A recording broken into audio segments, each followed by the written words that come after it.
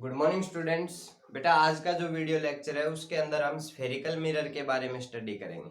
ठीक है, अभी सभी लोग हेडिंग डालें 10th क्लास स्फेरिकल मिरर।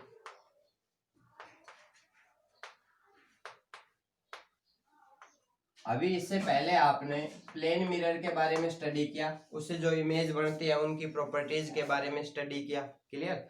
तो अभी हम पढ़ेंगे स्फेरिकल मिरर। तो सबसे पहले आप लिखे spherical mirrors are the mirrors which have two surface, one is reflecting, one is polished, and their shape is in sphere. There are two type of spherical mirror. There are two types of spherical mirror. पहला type है concave mirror, दूसरा type है convex mirror.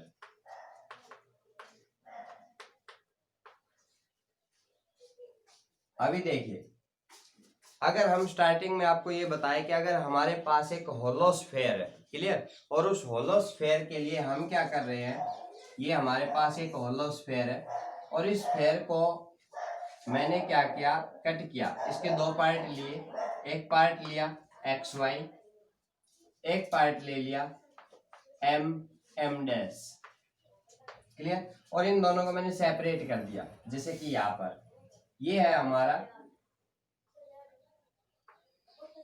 M M dash,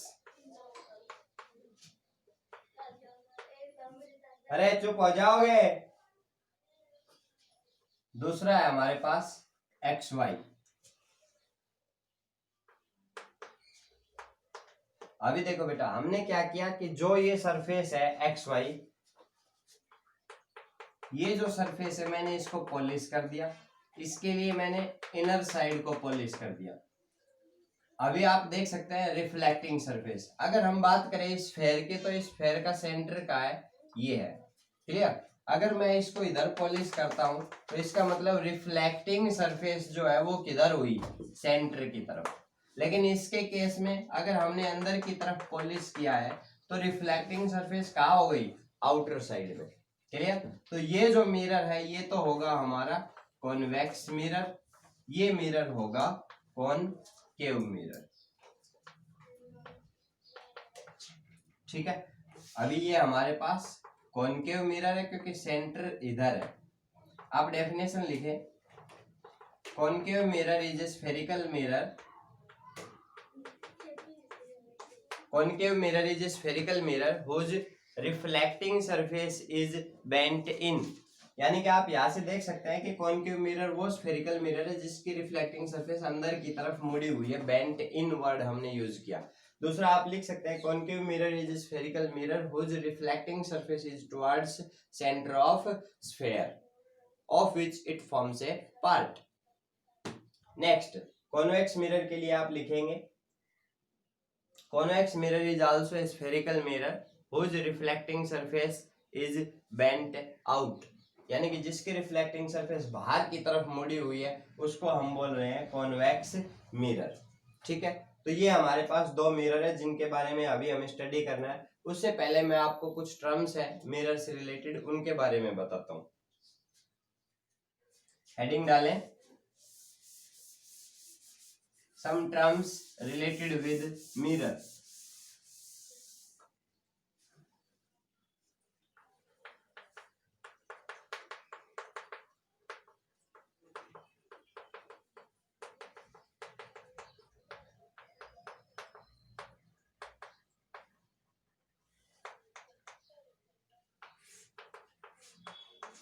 देखो बेटा, जो हमारे पास terms है उनके अंदर पहली टर्म आती है पोल। हमें कॉनकेव मिरर के लिए ये सारी टर्म बताने वाले हैं आपको, या आप ब्रैकेट में कॉनकेव डाल सकते हैं। अब देखिए, ये हमारे पास कोई भी एक कॉनकेव मिरर है, ठीक है। अभी कॉनकेव मिरर की रिफ्लेक्टिंग सरफेस के ऊपर मिड पॉइंट पर, क्लियर। यानी कॉनकेव मिरर के रिफ्लेक्टिंग सरफेस के बिल्कुल मिड में एक वर्चुअल पॉइंट है जिसको हम बोलते हैं पॉल। तो आप लिखें pole is a virtual point on the reflecting surface of a mirror which is denoted by capital P। Clear. Second आता है हमारे पास centre of curvature. Centre of curvature बोल लीजिए या सेंटर ऑफ स्फेयर बोल लीजिए, ठीक है। इसको हम C से डिनोट करेंगे।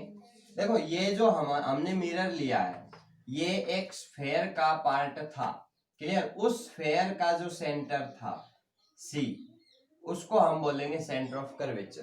तो आप लिखें centre of curvature is a virtual point which is center of sphere of which mirror is a part।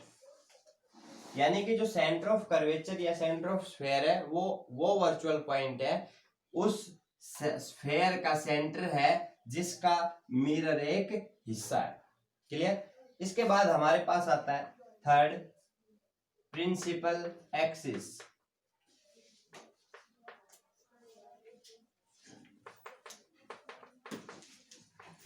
अभी देखिए प्रिंसिपल एक्सिस क्या होता है, एक स्ट्रेट लाइन जो कि पॉल और सेंटर ऑफ कर्वेचर से पास होती है, क्लियर, और जिसको हम मिरर के दोनों तरफ एक्सटेंड करते हैं, ठीक है। इस स्ट्रेट लाइन को हम बोलते हैं प्रिंसिपल एक्सिस। यानी आप लिखें principal axis is a straight line which is passes through center of curvature and pole of the mirror which is extended on both side of the mirror। ठीक है, तो ये जो लाइन है ये हमारे पास है प्रिंसिपल एक्सिस। फोर्थ आता है हमारे पास फोकस। अभी देखिए फोकस क्या होता है, पॉल और सेंटर ऑफ कर्वेचर के बीच में एक पॉइंट होता है, पॉल और सेंटर ऑफ कर्वेचर के बीच में एक पॉइंट होता है बिल्कुल मिड पॉइंट, ठीक है, जहां पर जो भी रेज प्रिंसिपल एक्सिस के पैरेलल होंगी वो रिफ्लेक्शन के बाद इस फोकस से होकर गुजरेंगी। या आप सिंपली ये कह सकते हैं कि it is a point between Paul and centre of curvature which is called focus.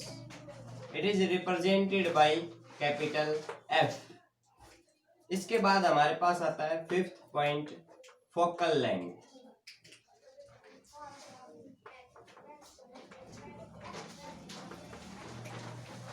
Focal length के लिए लिखें it is the distance between Paul and focus of the mirror. It is denoted by small f। Paul और focus के बीच की ये जो distance है इसको हम बोलते हैं फोकल लेंथ, इसको हम स्मॉल f से डिनोट करते हैं। इसके बाद आता है हमारे पास sixth point radius of curvature.